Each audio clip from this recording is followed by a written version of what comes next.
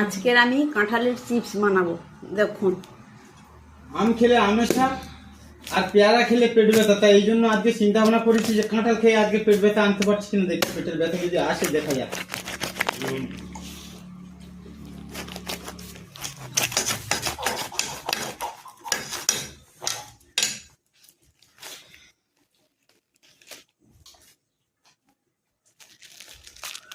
দেখো কাঁঠালের চিপস বানাবো। ওটা দেখো এইভাবে ছাড়িয়ে নিয়েছি।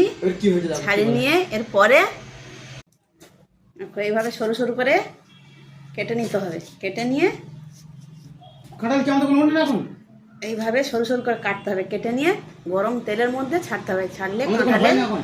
চিপস হবে। দেখো এইভাবে চেলা চেলা করে নিয়েছি। গরম তেলে এগুলো ছাড়বো আমি। পরের ভিডিওতে তোমাদের দেখাবো কাঁঠালের চিপস কেমন বানায়। স্বাদ মতো লবণ দিয়ে দিব।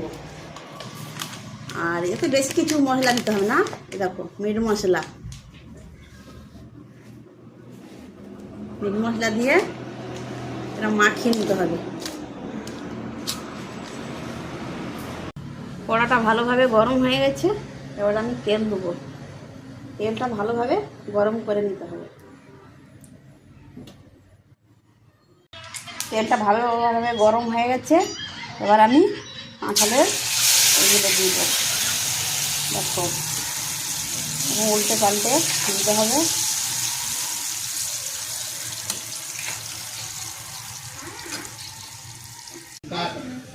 এই দেখো আমার চিপস রেডি।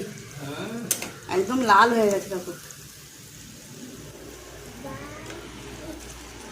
কাঁঠালের চিপস রেডি। দেখো আমি পিছন ক্যামেরা করে তোমাদের এই দেখো দেখতে পাচ্ছ কাঁঠালের চিপসটা কেমন।